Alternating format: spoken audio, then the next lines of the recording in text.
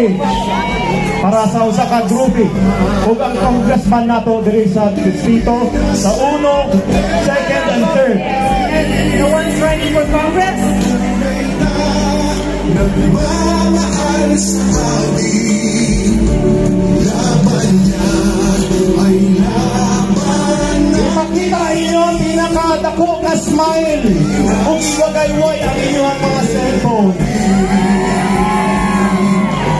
Requesting everyone, ang ato mga councilors, please face the lead wall. Diri ato ang angle. Okay? Ipagdarasal na Tanan magpindot.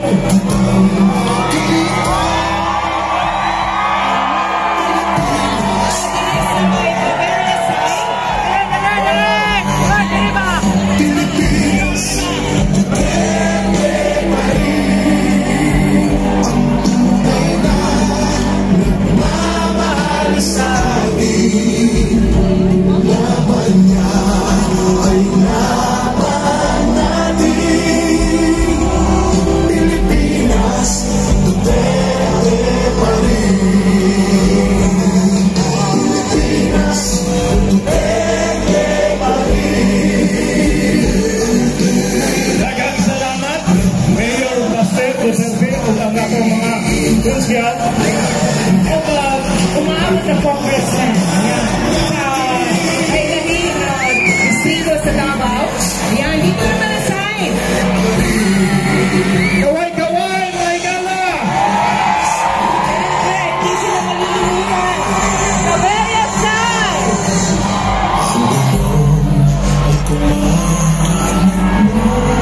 Kunya sa pikas na side!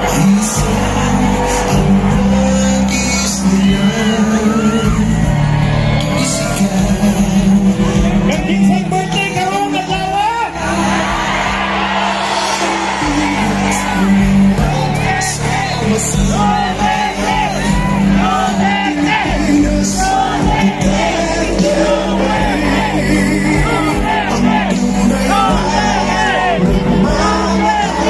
Dili ka makatubang sa kanila para boto kaya ito ang pagbuhat ko ang ating mga konsehal at mga congressmen.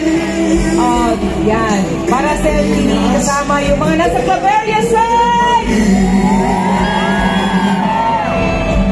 Kaway-kaway!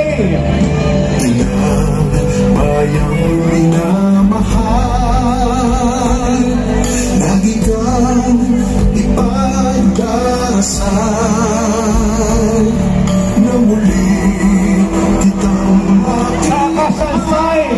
Kaway-kaway yung mga cellphone! makilas, may pag-asa pa.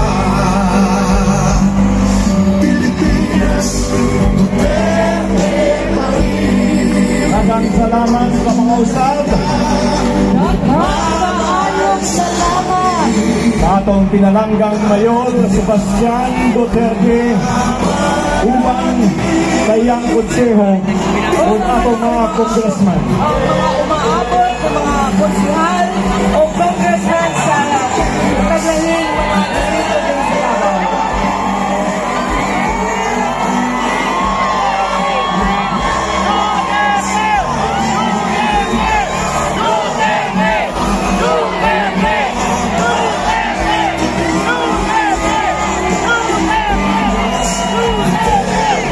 Sa mga tanan na nitambong karanabiuna, wala ka na human ang atong event. Ano ka pa ay daghan ng mga performances na ka-line up. Sa atong tanan, may birthday mo, Eugene. Birthday na sa atong kalandong mayor. So, I hope you stay stuck. Kay naapadyoy daghang mamanta o daghang padyoy ng Naapon tayo sorpresa sa tanan karong gabiuna. yes! Atong atangan na taon-taon. At syempre, i-acknowledge nato, no?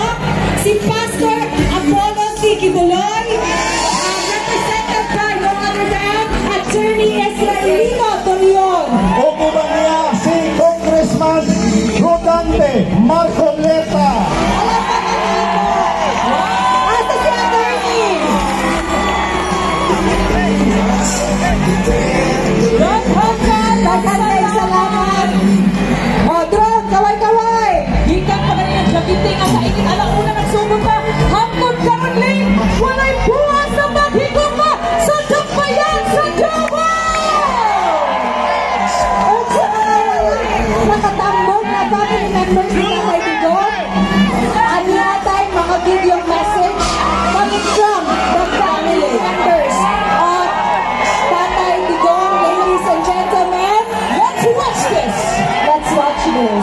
Let's request everyone to clear the stage para makita nato ang mensahe.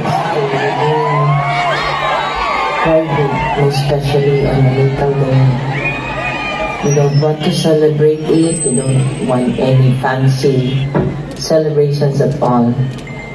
But now, look at what's happening.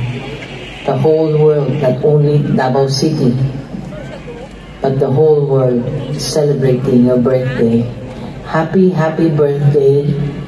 You have touched a lot of lives. You have touched the lives of every Filipino.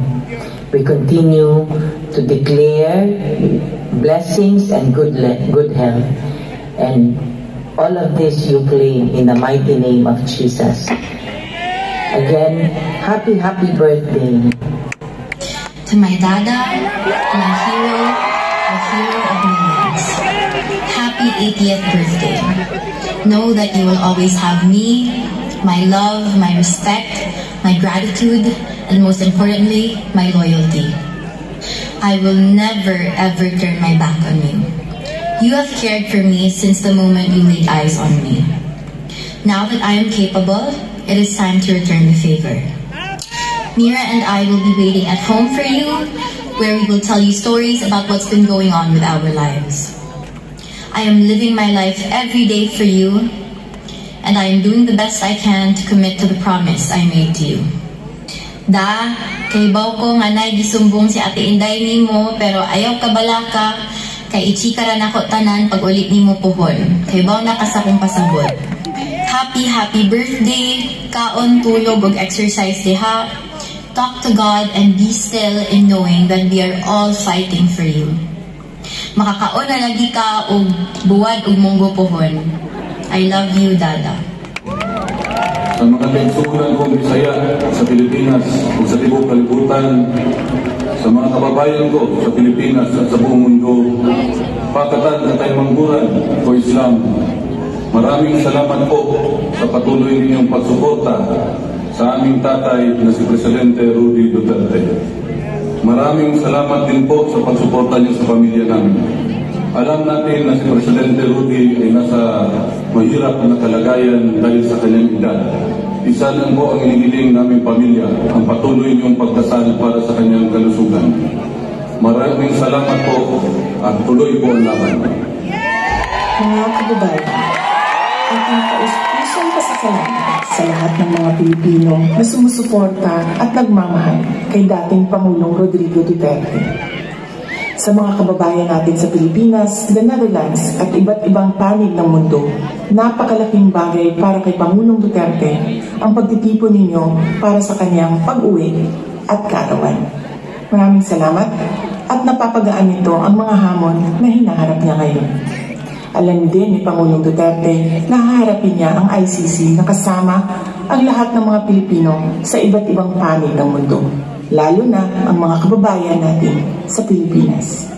Sa kanyang pagdiriwang ng kanyang 80th birthday, huwag natin kalimutan na ipagdasal sa Diyos na sana ay biyayaan pa siya ng mas magandang kalusugan at mas mahabang buhay. Hilingin din natin sa Diyos na sana ay makauwi na agad si Pangulong Duterte sa Pilipinas.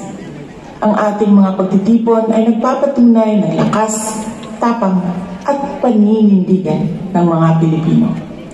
Sana ay magpatuloy din ang inyong suporta at pagmamahal sa ating dating Pangulo hanggang sa darating na halalan ng ating mga senador. Sa inyong kaisog, suporta o pag-ampo, kami nagasandig o naginaot na atong makabot ang hustisya alang kang Rodrigo Duterte sa mga Pilipino ug sa atong nasod, Pilipinas. Syukran. Maraming salamat para sa mga mensahe gikan sa pamilya ni PRRD.